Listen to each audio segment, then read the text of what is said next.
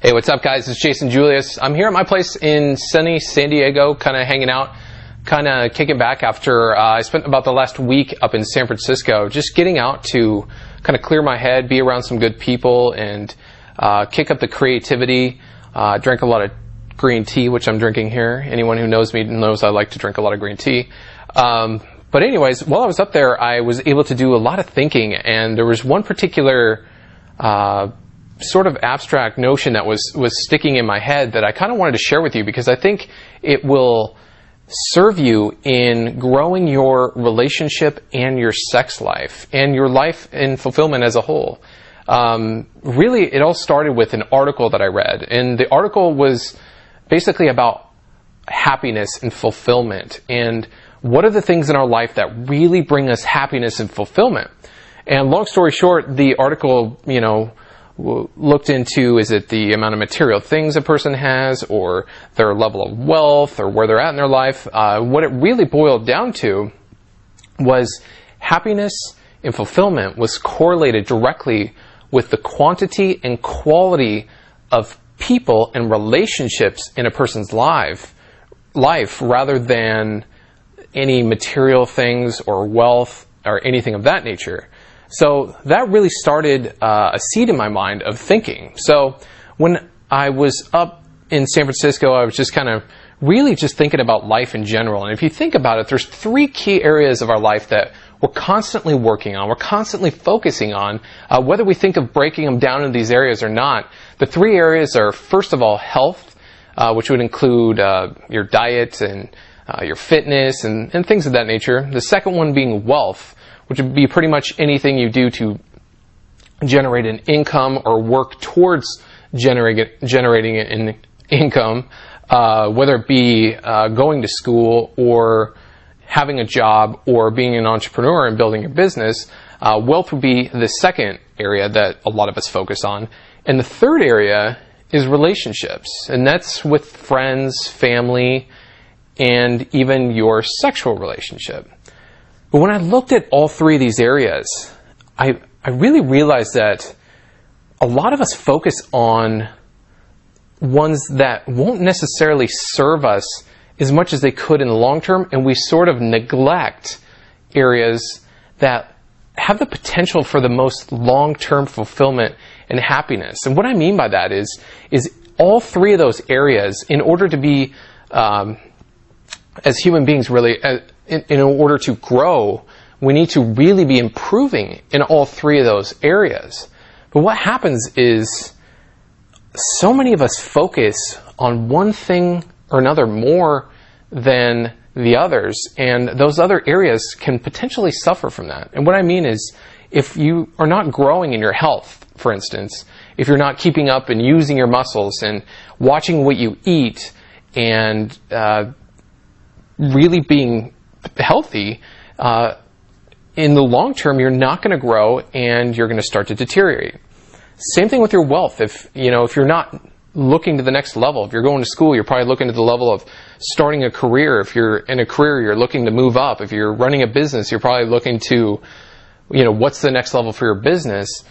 But if you're not looking to that next level, eventually, the universe is going to give you a kick in the butt, and, if you don't grow, then someone will grow past you. And with your relationships, I feel like that's one of the areas that people kind of just let sit there, and they assume that those relationships will sort of take care of themselves. And what I mean by that is, we all know we've had friends who have kind of faded off, and maybe they're no longer in our life because, well, we maybe went in a totally different direction. If we didn't keep up and foster that relationship, well, then it sort of drifts off.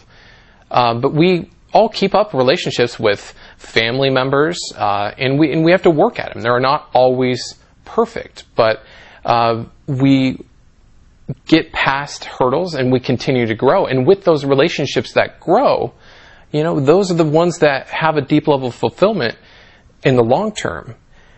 But one area in particular, I think, has the most potential for fulfillment, and that's with your sexual relationship, or the woman in your life that that you create a physical and spiritual bond with, someone that you get to know better than anybody you'll ever know in your life. If happiness and fulfillment are correlated more to the quantity and quality of people in your life, you could assume then it might be more important to continue to grow and develop those relationships. But too often what we see is, particularly with wealth and a person's job, we spend an enormous amount of time. Think about the average work week, 40 hours. Most people, it's 50, 60, 70 hours.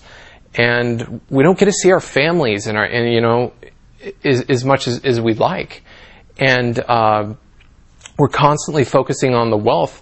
And like I said earlier, sometimes we just assume that those other things are going to take care of themselves. And so it keeps us from actually looking deeper into those relationships and think, well, hey, wow, how could I continue to evolve those? So what really happens is a lot of relationships kind of just get to a level of excitement. There's a lot of fun, and that's typically the beginning, in a sexual relationship. It's a lot of fun at the beginning, but then all of a sudden it starts to take this dive down, and a lot of guys end up in sexless relationships, and they just don't have the excitement that they used to. And to me, I feel like it's a lack of really getting clarity on where you want your relationship to go in the long term, and continuing to make an effort to build and grow that relationship. Just the same way that you go to college so that you can have a better career, and then you continue to learn in that career, and you continue to move up and learn what you need for the next level. It's because you can see those levels. With your relationship, I feel most people only take it to the level that they would typically see in conventional wisdom of, okay, we fall in love, everything's all good, and maybe marriage happens. But people don't dig deep enough to really look at, what are people doing that are really successful in their relationship? And I could tell you one of the things is a really fulfilling sex life, because a sexual relationship built on great sex is going to be able to get over some of the mundane hurdles of life. You can look past and move forward, and that's that level of growth. But when we just look at the sex in of it itself, us human beings are creating relationships that last way longer than any of our ancestors, and we want them to continue to be fulfilling for decades and decades. But what are we doing to grow that relationship? What are we doing to grow how we know that person? How are we growing in the bedroom, for instance? Most people are stuck, not even, for most guys, they don't know that women can have multiple types of orgasms, let alone full-body squirting orgasms. It's the rare man who actually steps up and understands a woman's body. Not because it's something he has to do, but because it's something he wants to do, because it is so fulfilling to see someone you care about feeling so much pleasure. And hopefully she is doing the same and thinking the same way for you, which most women do, because they have a tendency to be that loving, nurturing type. And so when we look at it from that level, what are the different levels, or when we look at it that way, what are the different levels that we can continue to grow our sexual relationship? And most guys think it's like, okay, I learned a few techniques to get a woman to squirt. And to me, that's just the beginning. I know that there's levels beyond that. In fact, if you've ever seen my Female Orgasm Insider course, which I've only ever offered to a select amount of people that have been through my Blueprint course, it's an advanced course, because I believe you can stack onto what you learn and continue to grow. I mean, you got to first learn to crawl before you can walk. Getting a woman to have a clitoral orgasm, getting her to have a vaginal orgasm via A-spot stimulation, G-spot stimulation, helping her work on strengthening her PC muscle. And then you can really grow. Once you've done that, then you can do really interesting things too, and grow beyond that. And you can use anchoring to create associations so that you can bring back her orgasmic state anytime that you want to. Imagine someone getting to know your body so well that you can fire off an auditory kinesthetic anchor and get to a level of ecstasy beyond what most people would ever imagine.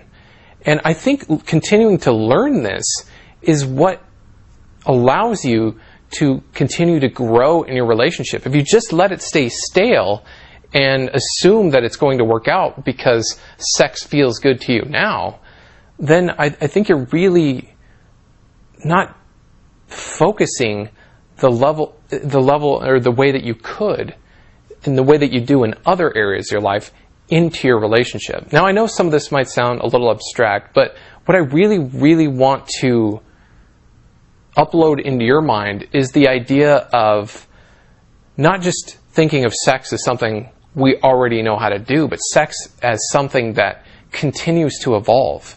Any sexual relationship that you want to last a long time needs to continue to evolve. And I believe with the idea of happiness and fulfillment coming from not material things. You know, when we all pass, we don't take the material things with us. But I think the relationships and the energy and things that we foster in our lives are the most important things. And I think we need to put more emphasis on that. Even just going up to San Francisco and spending some time with a dear friend that I've known for 14 years. I see him all the time, but just having that time to really spend and have incredible experiences up in San Francisco just makes that relationship grow even more. So it's not even only important in your sexual relationships, but just fostering the relationships in your life. But I see the sexual relationship in your life as the one with the most potential for deep fulfillment. I hope to be giving a woman an orgasms beyond what I'm giving her now 20 years from now. And I think when we look at it on that level, we realize that learning about sex is a continual journey. So that's kind of my little rant. I just kind of wanted to get some of those thoughts out there. They're a little abstract and a little bit different than some of the things that we normally talk about here, but I really, really want you to think about, where's your sexual relationship going? Because most of us don't ask ourselves that. Where's my sexual relationship going? Is it growing? Or, because if it's not growing, it's dipping down. And I think everybody, if they just put that focus in that area, can have an amazing long-term sex life. I'll talk to you soon.